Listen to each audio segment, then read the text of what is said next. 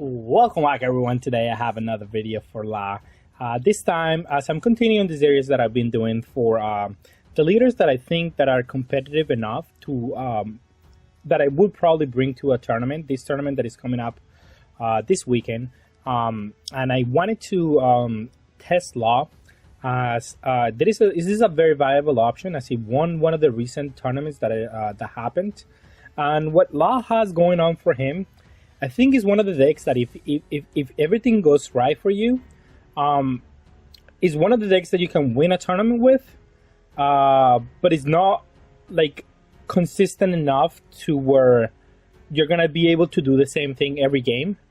And if you don't get to do that every game, you're gonna have a little bit of trouble, like getting to the top tables or whatever the case would be. The main reason why I say that is because this deck relies a lot in something like drawing like a Nami at the Dan, being able to search another piece, and then Bonnie also that's able to... Actually, Bonnie is the most important piece because you have to use her in a matter where she's going to get you something else, and then you're going to be able to swap her immediately into one of your red cards. So that's the most important thing that you have to do with Bonnie. And the deck is just consistent on cards that you can play early on, and then swap into one of your green powerhouses, right? The deck is very good at doing that. I just have a problem with the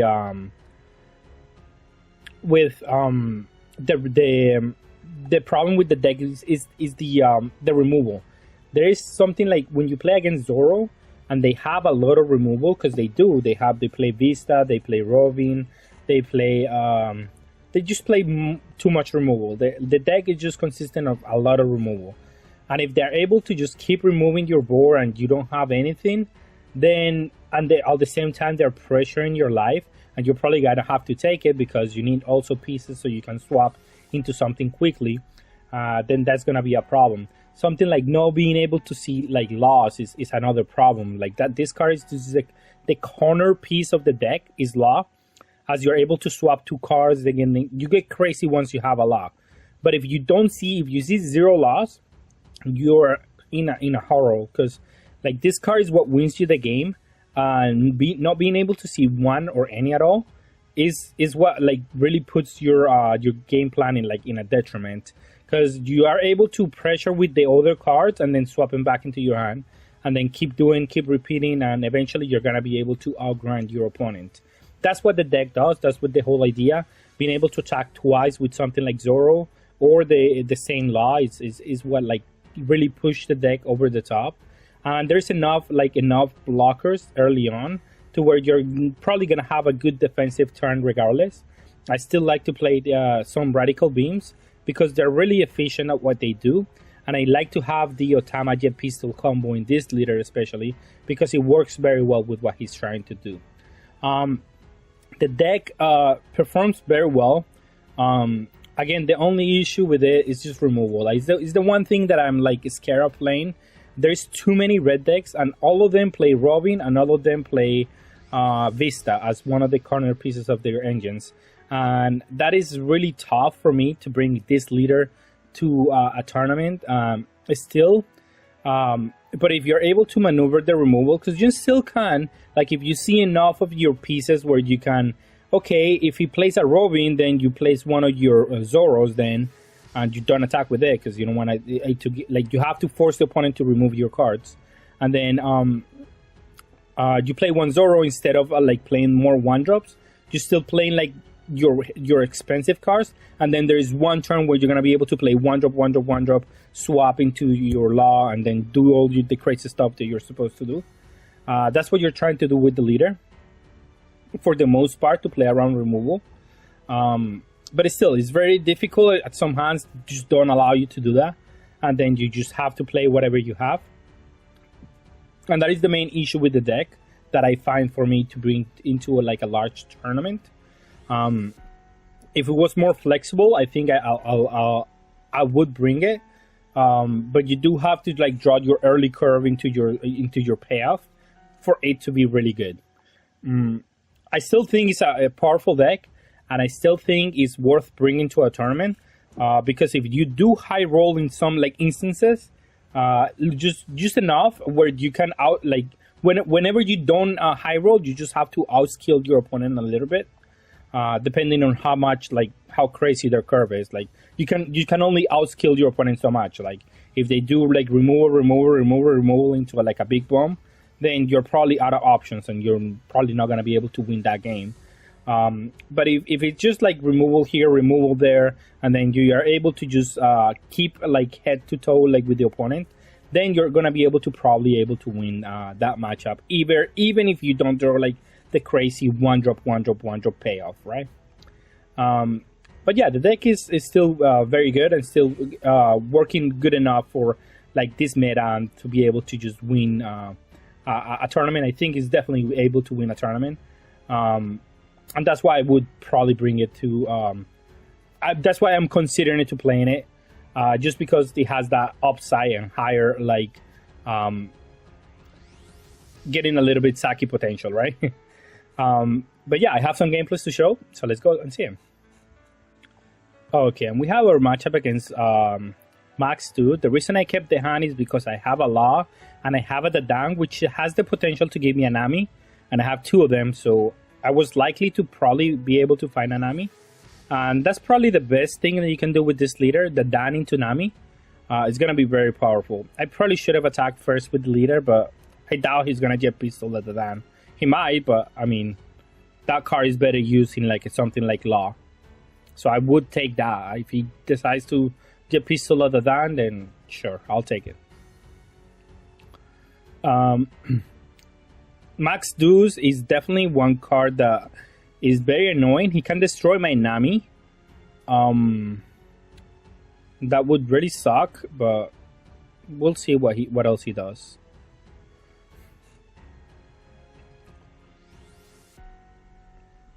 He could also be hoping for me to attack the leader again, so like start attacking with the cards. I don't know what he's trying to do, but that buys me more time, so for what it's worth.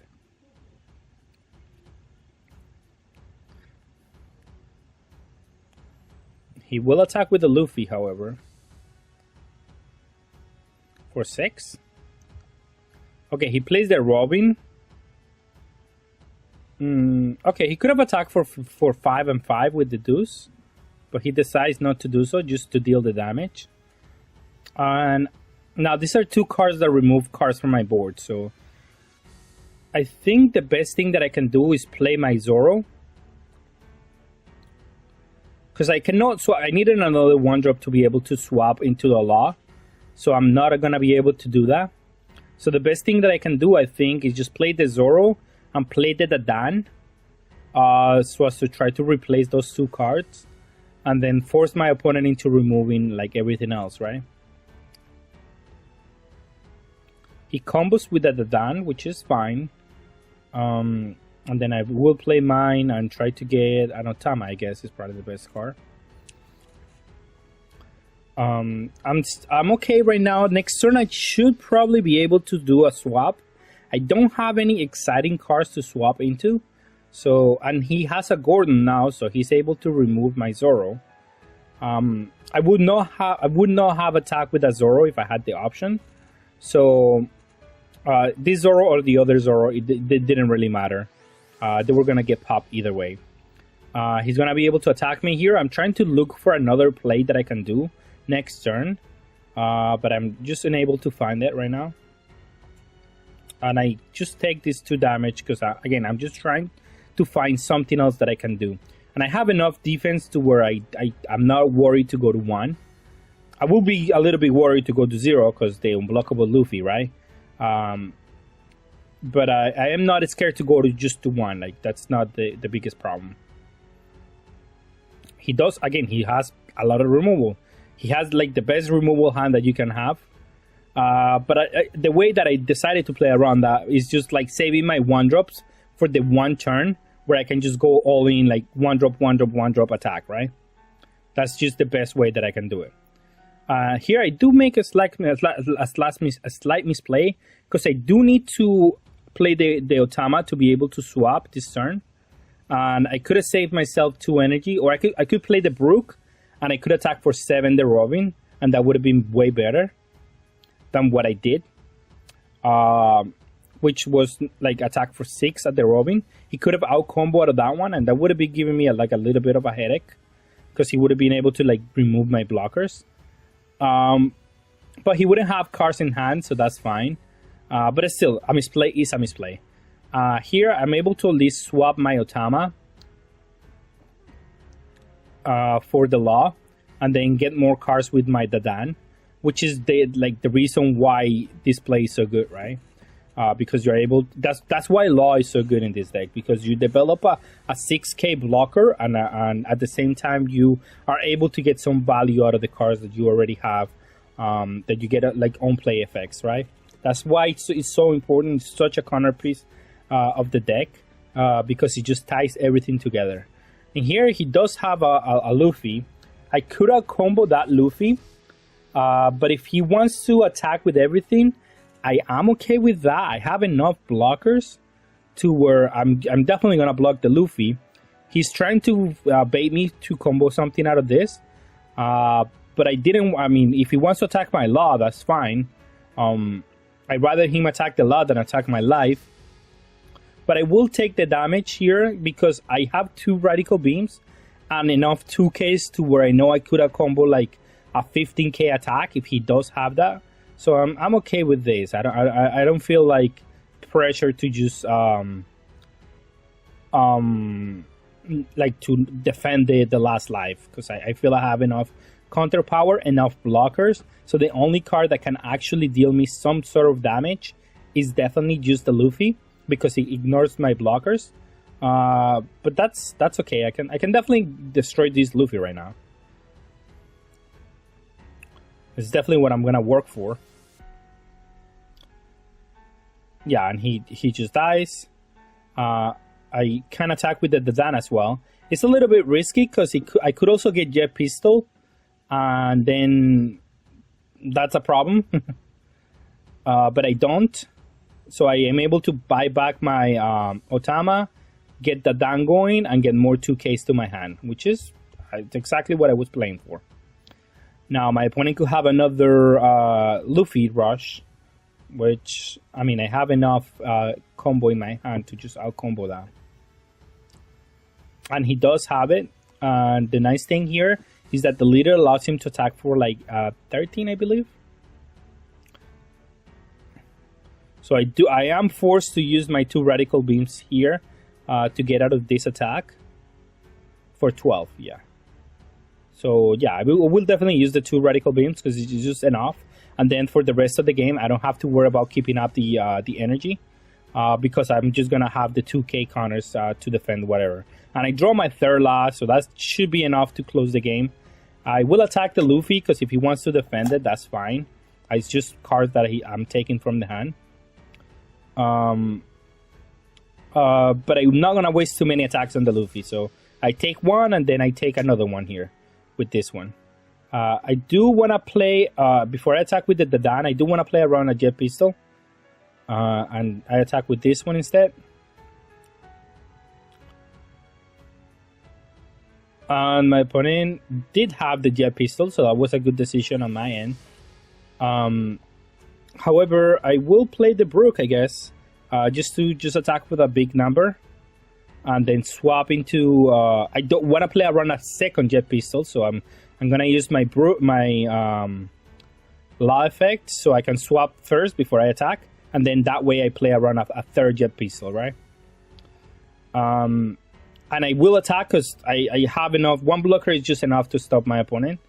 And he had the 3rd Luffy, but as I was saying, I have enough counters in my hand to where that's not gonna be an issue. And it's still gonna be for 12, same as before. And I do have 12 here in my hand. And then after that, it should be game because I have enough 7k attacks to be able to win the game next turn. I don't have to be preoccupied about that. I can just attack 7, 7, 7, and some amount of numbers with the other ones that I have on hand. It's definitely just going to be a game from here. And yeah, my opponent concedes because of that reason. So as I was saying, the deck is very powerful when you do see the cards that you want to see, and you can play through removal, through a lot of removal, by having just like the laws, being able to just draw the laws, swap back and forth, get a lot of value. That's how you play like through the removal. But it's still very difficult to play when they have just a bunch of cards that they can remove, and then you're not able to use your leader. You have to play a bunch of cards to just be able to activate the leader. And that's why law comes into play it's very crucial for that reason. Because if you play your 1-drops and your 2K counters, and then you need to bring them back to your hand, and that's the main reason to do it. Like, that's the main way to do it with the law. So yeah, with that being said, that's all I have for today. Thank you all for watching, and have a good day.